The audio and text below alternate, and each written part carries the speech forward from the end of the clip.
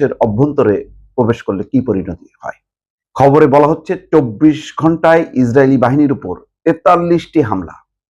কিন্তু হিজবুল্লাহর কেউ মারা গেলে, ক্ষয়ক্ষতি হলে তার ধ্বংসচিত্র সাথে সাথে মানে লেবাননে প্রকাশ হয়, কিন্তু ইসরায়েলি বাহিনীর উপর যখন নাকি ধ্বংসযজ্ঞ চলে তখন তারা সেই খবর প্রকাশ করে না। এটা হচ্ছে তাদের একটা কৌশল, যাতে তাদের বাহিনীর মনোবল ভেঙে না যায়। এমনিতেই সেনা প্রধান বলেছে যে তাদের সামরিক বাহিনী ভেঙে যাচ্ছে রীতিমতো, কারণ এই লম্বা যুদ্ধের মানে আর বহন করতে পারছে না সৈন্যরা। লেবাননের ইরানপন্থী সশস্ত্র গোষ্ঠী হিজবুল্লাহ দাবি করেছে গত 24 ঘন্টায় তারা ইসরায়েলি বাহিনীর বিরুদ্ধে মোট 43টি হামলা চালিয়েছে। এর মধ্যে লেবাননের ভূখণ্ডের ভেতরে থাকা ইসরায়েলি বাহিনীর উপর 26টি হামলা চালানো হয়েছে, আর বাকি 17টি হামলা চালানো হয়েছে ইসরায়েলের উত্তরাঞ্চলে।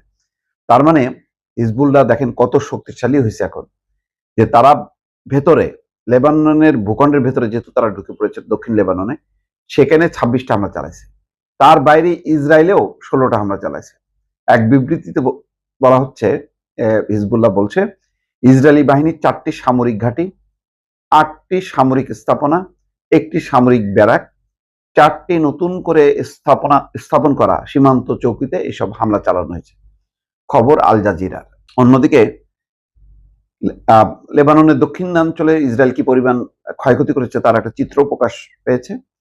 ইরানের পাশাপাশি লেবাননে হামলা চালাচ্ছে ইসরায়েলের সামরিক বাহিনী। মূলত ইরানপন্থী হিজবুল্লাহ সশস্ত্র গোষ্ঠী লেবাননে ইসরায়েলিদের প্রধান লক্ষ্য। লেবাননের দক্ষিণাঞ্চলে বড় পরিসরে হামলা হয়েছে। ইসরায়েলের হামলায় হুনাইয়ে গ্রামের কয়েকটি ভবন ক্ষতিগ্রস্ত এবং ধ্বংস হয়েছে। সেখানকার ক্ষয়ক্ষতি এবং উদ্ধার কাজের ছবি এপি প্রকাশ করেছে। এর মধ্যে তারা বলেছে যে 6টা গ্রাম খালি করে দেওয়ার জন্য ইসরায়েল হুমকি দিয়েছে।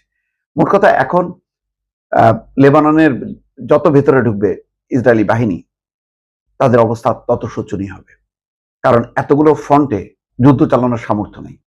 সবচেয়ে বেকায়দায় পড়ছে যে এরকম যুদ্ধের মধ্যে হুতি যে এমন বিপুল বিক্রমে হামলা চালাবে এটা তাদের কল্পনার বাইরে ছিল। এখন হুতি সেই হামলাগুলি চালাচ্ছে। ইসরায়েল ত্রিমুখী, একদিকে ইরান, একদিকে লেবানন, আর আরেকদিকে ইয়েমেন থেকে, এই 3 দেশের আক্রমণে রীতিমতো জর্জরিত। তবে ইসরায়েল হলো খুব সফলভাবে যে কাজটা করতে পারছে, যে হামলার ফলে তাদের যে বিধ্বস্ত অবস্থা, মাঝে মধ্যে কিছু ছবি ফাঁস হচ্ছে, কিন্তু অধিকাংশ ক্ষেত্রেই তাদের ক্ষয়ক্ষতি সেগুলি তারা আড়াল করছে। দর্শক।